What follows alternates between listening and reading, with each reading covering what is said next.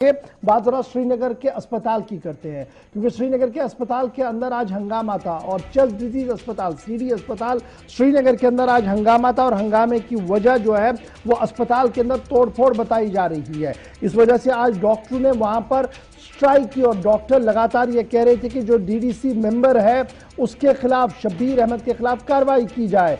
इधर एक तरफ से डॉक्टर सरापा एहतजाज थे, दूसरी तरफ से बीमार और तीमारदार भी आज परेशान थे क्योंकि ओपीडी लॉकडाउन था और साथ साथ अस्पताल के अंदर भी कामकाज मुतासर हुआ, जिसकी वजह से मरीजों को भी काफी मुश्किलों का सामना आज करना पड़ा। इधर शाम होते होते शब्बीर अहमद डीडीसी श्रीनगर जो है उन्होंने पलटवार करते हुए कहा कि सीसीटीवी वीडियो को खंगाला जाए और देखा जाए कि कौन लोग वहां पर तशद्दुद कर रहे थे और किस तरीके की हालात वहां पर बनी है। उन्होंने कहा कि जिस तरीके से उन्हें फंसाने की कोशिश की जा रही है, दरअसल ये एक सियासी साजिश है जिसे वो किसी भी कीमत पर कामयाब नहीं होने देंगे। वार पलटवार, बयान दर बयान, लेकिन अभी हमारे पास खबर है कि दोपहर तक यानी 3 बजे तक भी इंतजामिया और पुलिस और फिर दीगर लोगों के बीच, वहां डॉक्टरों के बीच मशावरत का सिलसिला जारी था। तो हम क्या अब एहतजाज खत्म हुआ है, क्या वहां पर हुआ है, इस पर मजीद गुफ्तगू करेंगे। फैसल रियाज मेरे साथ हमारे नुमाइंदे श्रीनगर से ज्वाइन कर चुके हैं। फैसल, बहुत शुक्रिया ज्वाइन करने के लिए। सुबह हमने खबर ब्रेक की सीडी अस्पताल के अंदर तोड़फोड़ हुई, उसके बाद खबर यह भी आई कि डॉक्टर जो है वो सरापा एहतजाज थे क्योंकि खबर यह थी कि एक डॉक्टर को धमकी दी गई थी, जिसके बाद सारे डॉक्टर जो थे वो हड़ताल पर चले गए थे। सियासी शख्सियत का नाम भी सामने आ रहा था, इलेक्टेड रिप्रेजेंटेटिव का नाम सामने आ रहा था। प्रेस कॉन्फ्रेंस भी शाम होते हुई। सबसे पहला सवाल, क्या डॉक्टरों और इंतजामिया के बीच कोई बातचीत हुई? क्या ओपीडी और जनरल सर्विसेज बहाल होंगी कल, या कल भी ये धरना, ये एहतजाज, ये मुजाहिरा इसी तरीके से चेस्ट डिजीज अस्पताल के अंदर देखने को मिल सकता है?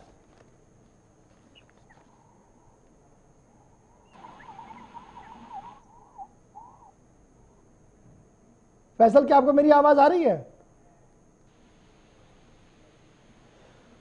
चलिए, तस्वीरें आप देख सकते हैं जी कि किस तरीके का वहां पर नुकसान हुआ है और उसके बाद आज पूरे दिन डॉक्टर जो थे वो अलहदा बैठे, खामोश एहतजाज उन्होंने किया और वो अपने साथियों के साथ इजहार यकजहती करते रहे और उनका मानना था कि जिस तरीके से हाई हैंडनेस की गई है, बंदूक की नोक पर जो कुछ किया गया था, इसे बर्दाश्त नहीं किया जाएगा। अब ये बंदूक की नोक क्या है जी, ये समझिएगा।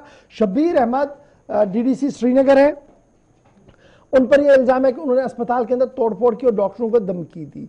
और शब्बीर ने शाम होते थे जब प्रेस कॉन्फ्रेंस की, उन्होंने कहा कि ऐसा बिल्कुल भी नहीं है जी, मेरा तो इसमें कोई रोल ही नहीं बनता है, मुझे जानबूझकर इसमें घसीटा जा रहा है, सीसीटीवी वहां लगे हैं, जाके देखा जाए। लेकिन आज जब बीमार अमराज सीना में जो लोग हैं, चेस्ट में जो लोग फंसे हुए हैं, जो बीमार हैं, वो जब अब अस्पताल पहुंचे तो पता लगा कि आज डॉक्टर तो देखेंगे ही नहीं, जिसको लेकर बीमार और तीमारदार दोनों हंगामे पर उतर आए और काफी देर तक यह सिलसिला वहां पर जारी रहा। फैसल मेरे साथ आ चुके हैं। फैसल, अपडेट कीजिएगा, क्या इंतजामिया और डॉक्टरों के बीच कोई मफाहमत हुई है? क्या स्ट्राइक कॉल ऑफ कर दी गई है, या आज जिस तरीके से डॉक्टरों ने बिल्कुल भी हाथ नहीं लगाया, पेशेंट्स का ओपीडी नहीं देखी, ये कंटिन्यू रहेगा कल भी?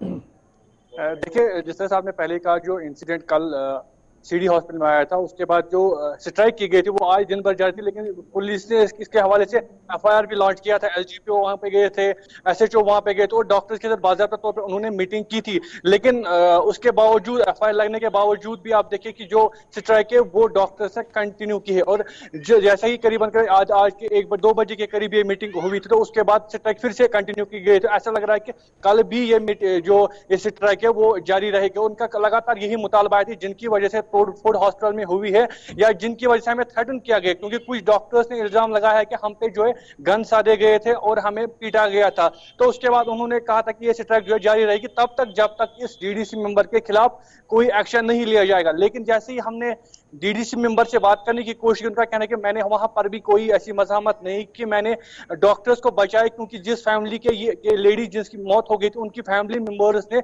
वहां पे तोड़फोड़ की थी और डॉक्टर्स को उन्होंने पीटना भी शुरू किया था, लेकिन मेरे पीएसओ और मैंने उनको बचाया और मैंने वहां पे जो हालात ठीक है, लेकिन उसके बाद मुझ पे ही इल्जाम लगा रहे हैं। और इनका ये भी कहना है कि अगर मुझ पे किसी तरह की कोई गलती मुझसे साबित होती या सीसीटीवी कैमरा में दिखाते हैं कि मैंने किसी को पीटा या मैंने किसी को मारा, तो आप एफआईआर नहीं बल्कि मुझ पे पीएसए लगाइए, और जो मैंने डीडीसी इलेक्शन था मैं उससे भी इस्तीफा दूंगा। मैंने किसी तरह की कोई मैन हैंडलिंग नहीं की है वहां पे, मैंने बस हालात ठीक किए थे। लेकिन डॉक्टर्स का ये जो मुझे इल्जाम लगा रहे हैं कि वो पूरी तरह से बेबुनियाद है और ये मेरे खिलाफ पूरी तरह से एक साजिश की जा रही है कि मैंने वहां पे मैन हैंडलिंग किया। डॉक्टर साहब लगातार एहतजाज पर है और आज दिन भी हमने देखा कि जो बीमार वहां आए थे ओपीडी के लिए वो काफी नाराज दिखे और उन्होंने हुकूमत मुखालिफ मुजाहिरा भी वहां पर करने की कोशिश की और वो जबरदस्त बरहम दिखे।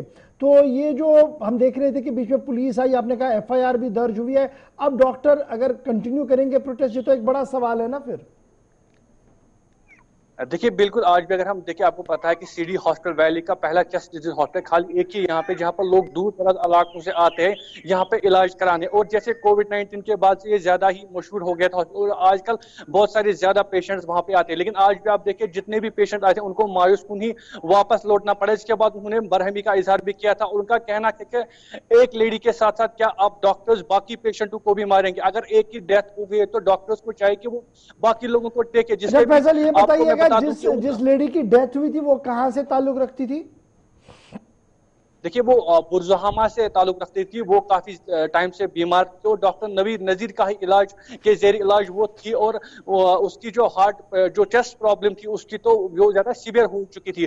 तो कल भी हमने जो सोर्स के हवाले से वहां पता चला था वो ज्यादा बीमार थी, उसको ऑक्सीजन चढ़ाया गया था। लेकिन ऑक्सीजन चढ़ाने के बाद उनको ज्यादा पेन हुई थी और वो खुद वो ऑक्सीजन हटा रही थी, जो कि डॉक्टर्स का कहना है कि वो ऑक्सीजन हटा रही थी। उसके बाद वो बाथरूम चली गई थी, लेकिन बाथरूम से वापस आती वो कोलैप्स हो गई और उनकी डेथ हो गई। लेकिन जो उनके घर वाले वो कुछ और ही बयान करते हैं। उनका कहना है कि ये जो लेडी है वे बीमार थी, लेकिन इसका ब्लड प्रेशर जो डाउन था और इसकी ऑक्सीजन लेवल भी काफी ज्यादा डाउन थी। लेकिन इसको उसके बाद बेहोश कर दिया गया, जो कि नतीजा रहा उसकी मौत का। उसको उस टाइम बेहोश नहीं करना था क्योंकि उसके बाद वो रिकवर नहीं की हुई। जो कि इनके अहले खाना उनका भी यही कहना है कि हमने डॉक्टर्स को कहा था कि इसको आप बेहोश ना करें, क्योंकि ये ज्यादा बीमारी करेंगे ना कि कब क्या करना है। ये न तो बीमार फैसला कर सकता है और ना ही बीमार का अटेंडेंट फैसला करेगा कि डॉक्टर ने ये करना है ये नहीं। तो at the end of the day doctor का काम है। उन्हें लगा कि नहीं ऐसे रखना तो उन्होंने ऐसे रखा है, ऐसे रखना तो वैसे ही रखा जाएगा।